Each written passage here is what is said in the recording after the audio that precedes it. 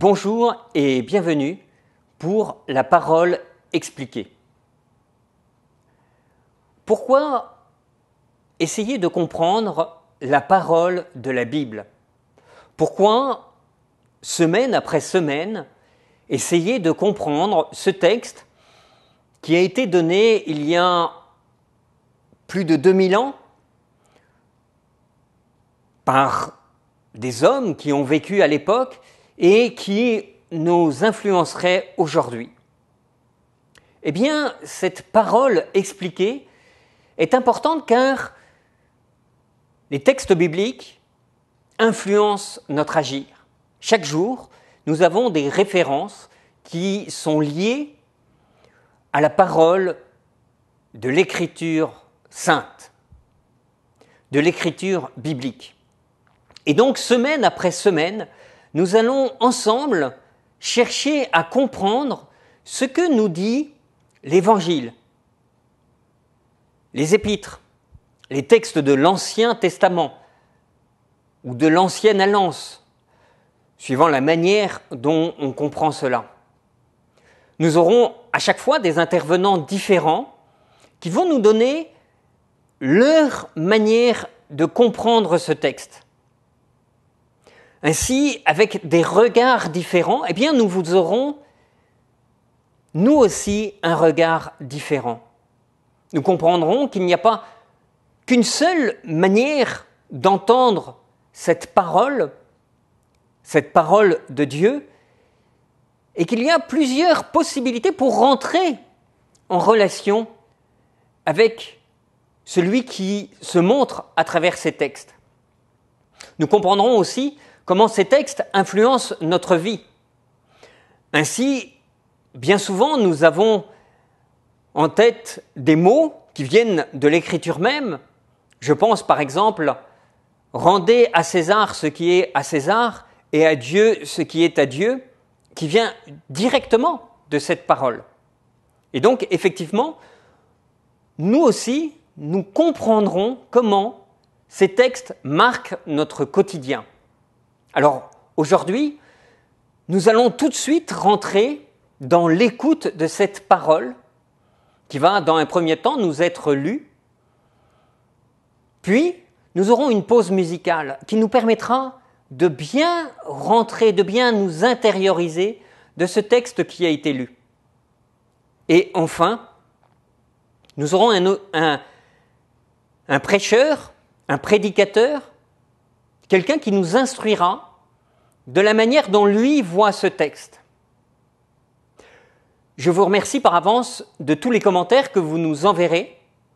Vous savez que nous sommes toujours preneurs et que ces commentaires nous permettent de mieux réaliser des émissions pour être, nous aussi, à votre écoute. Encore une fois, aujourd'hui, nous entendons quelqu'un d'Amos, mais les semaines suivantes, eh bien, nous aurons des prédicateurs de différents horizons, de France, de Monaco, de Montréal. Alors, restons à l'écoute. Du livre des Nombres. Au cours de sa marche à travers le désert, le peuple d'Israël, à bout de courage, récrimina contre Dieu et contre Moïse. Pourquoi nous avoir fait monter d'Égypte?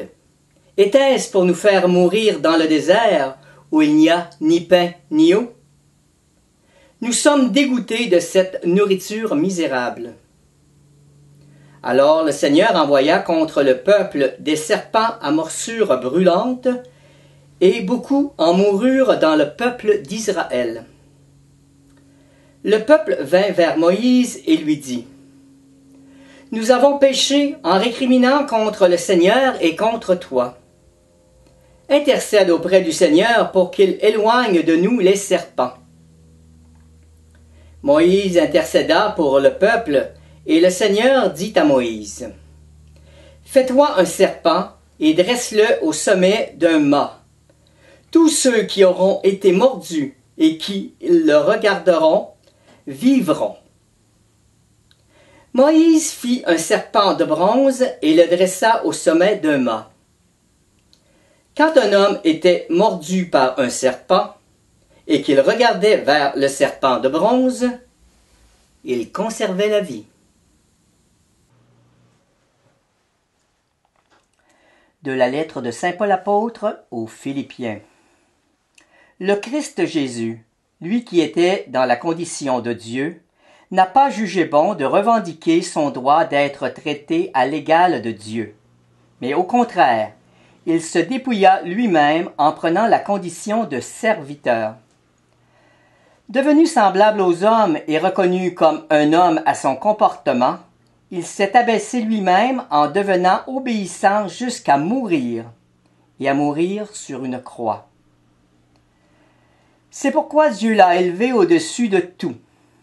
Il lui a conféré le nom qui surpasse tous les noms, afin qu'au nom de Jésus, au ciel, sur la terre et dans l'abîme, tout être vivant tombe à genoux, et que toute langue proclame « Jésus-Christ est le Seigneur », pour la gloire de Dieu le Père. De l'Évangile de Jésus-Christ selon saint Jean. Nul n'est monté au ciel sinon celui qui est descendu du ciel, le Fils de l'homme. De même que le serpent de bronze fut élevé par Moïse dans le désert, ainsi faut-il que le Fils de l'homme soit élevé, afin que tout homme qui croit obtienne par lui la vie éternelle. Car Dieu a tant aimé le monde qu'il a donné son Fils unique. Ainsi tout homme qui croit en lui ne périra pas, mais il obtiendra la vie éternelle. Car Dieu a envoyé son Fils dans le monde non pas pour juger le monde, mais pour que, par lui, le monde soit sauvé.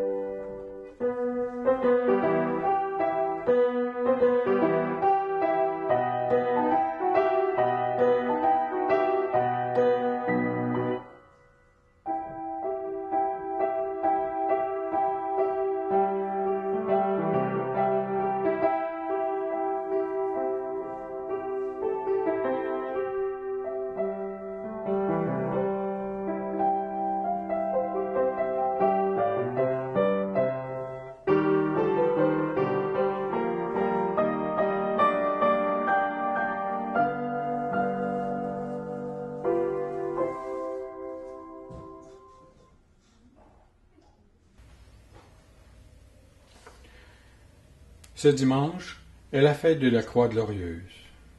Un non-croyant ou un croyant pourrait se poser la question suivante. En quoi la croix est-elle glorieuse? Regardons-la dans un premier temps. La croix est d'abord un instrument de torture, à laquelle on soumettait les criminels. À la première vue, la croix est répugnante, et on peut comprendre ceux qui la rejettent, qui ne peuvent plus la voir. C'est un instrument de torture des plus effrayants. Si on regarde la croix plus attentivement, on voit un homme à demi nu, attaché par des clous aux mains, aux pieds, dont le sang coule. Le sang coule aussi de son côté transpercé, de ses genoux, de sa tête, par la couronne d'épines et de beaucoup d'autres endroits, suite à la terrible flagellation qu'il a subie. Qu'est-ce qu'il a bien pu faire pour mériter un tel châtiment? Pourquoi s'est-on acharné à ce point sur lui? Qu'est-ce qui a justifié cette terrible épreuve? Voilà bien des questions que l'on se pose en regardant la croix. Dans tout cela, nous savons qu'il était innocent, qu'il n'était coupable d'aucun crime qui lui a mérité un seul châtiment. Mais pourquoi a-t-il accepté de subir autant de souffrances? Et ici, nous allons prendre le texte de saint Paul pour essayer de comprendre. Le Christ Jésus, lui qui était dans la condition de Dieu, n'a pas jugé bon de revendiquer son droit d'être traité à l'égal de Dieu, mais au contraire, il se dépouilla lui-même en prenant la condition de serviteur. Devenu semblable aux hommes et reconnu comme un homme à son comportement, il s'est abaissé lui-même en devenant obéissant jusqu'à mourir et à mourir sur une croix. Lui, Dieu, a obéi en acceptant de mourir sur une croix. Obéir au Père, mais pourquoi? La réponse est tout simplement par amour de Jésus pour le Père, et de Jésus dont l'amour immense et trinitaire ne pouvait laisser l'humanité pécheresse dans sa souffrance, et de l'aider à retrouver la route qui mène à Dieu. En regardant l'illustration suivante, nous remarquons que l'homme pécheur se trouve devant un précipice sans fond et ne peut atteindre Dieu qui se trouve de l'autre côté. Même si l'homme accomplit des bonnes œuvres, il n'y arrive pas. Cependant, la croix vient établir un pont entre l'homme et Dieu. Si l'on regarde maintenant la croix avec les yeux de la foi, on ne peut que constater à quel point Jésus nous a aimés. Combien il tenait à chacun de nous pour subir un tel châtiment. Il a été abandonné de tous, même par ses plus proches amis. Il a même crié vers le Père, « Pourquoi m'as-tu abandonné ?» Il ne s'est protégé de rien. Il ne s'est réservé aucun privilège. Il a voulu ressembler en tout à l'humanité déchue.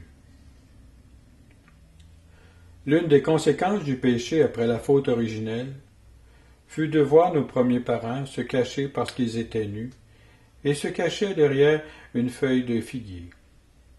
Lui aussi, il était à demi nu. C'est un chemin qu'il a parcouru seul. Il est difficile de comprendre l'amour qu'il a eu pour nous. Qu'est-ce que le véritable amour? Ce n'est certes pas un sentiment qui est passager dans son cas. L'amour l'a conduit jusqu'au sacrifice de la croix. Il s'est nourri de l'amour infini pour le Père éternel. C'est pourquoi il voulait remettre l'humanité rachetée au Père par sa victoire sur la mort et le péché des origines. Maintenant, regardons le premier texte, qui provient du livre des Nombres. Suite à la morsure des serpents, morsure qui représente le péché, les personnes qui avaient été atteintes n'avaient qu'à regarder le serpent au bout du mât, et ils étaient guéris, sinon ils mouraient. Ce serpent au bout d'un mât était en forme de croix. Il donnait la vie corporelle. Nous comprenons maintenant que la croix dont Jésus est suspendu n'est plus un instrument de torture, mais l'instrument de notre salut, qui nous donne la vie éternelle. Nous comprenons que le seul chemin qui conduit à Jésus ressuscité est l'amour. Son amour a pris sur lui toutes nos souffrances, nos péchés, nos maladies, pour établir son royaume dans nos cœurs. L'amour qu'il a eu et transmis à son Église a transformé le monde. Les fruits sont si nombreux qu'il est à l'origine des hôpitaux, des écoles, de tout le soutien aux plus démunis, du dialogue entre les ennemis et du partage de toutes sortes. Même de nombreuses communautés qui furent fondées à cause de la foi, à cause de l'amour qui débordait de chacun de ses membres. C'est comme un fleuve qui se déverse sur l'humanité pour la transformer, la guérir et qui grandit de jour en jour.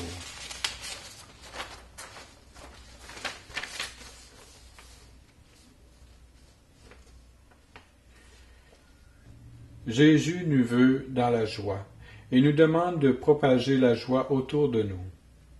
On lui remet toutes les sources de tristesse, de guerre et de violence.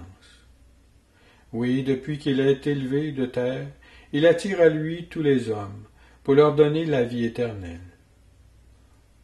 On le retrouve lors de l'élévation par le prêtre de l'hostie consacrée. Et le regardant dans l'hostie, lui Jésus présent, on dit intérieurement avec le prêtre, par lui, avec lui et en lui. Et à un autre moment, lorsque le prêtre élève encore l'hostie, et lorsqu'il dit « Heureux les invités au repas du Seigneur ». Oui, il se donne un repas, en nourriture pour nous, pour chacun de nous. Amen. Nous venons d'entendre Mario Coulombe, qui est diacre au diocèse d'Amos, et nous le remercions beaucoup pour cette explication de la parole.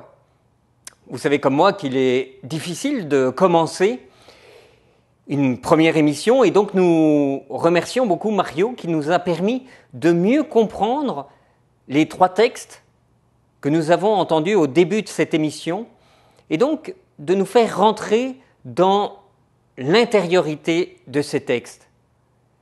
La semaine prochaine, nous aurons un prêtre qui, lui, prêtre catholique aussi, qui lui nous permettra de rentrer aussi dans des textes différents, mais qui nous aident toujours à mieux comprendre ce que veut dire l'Écriture. Merci beaucoup.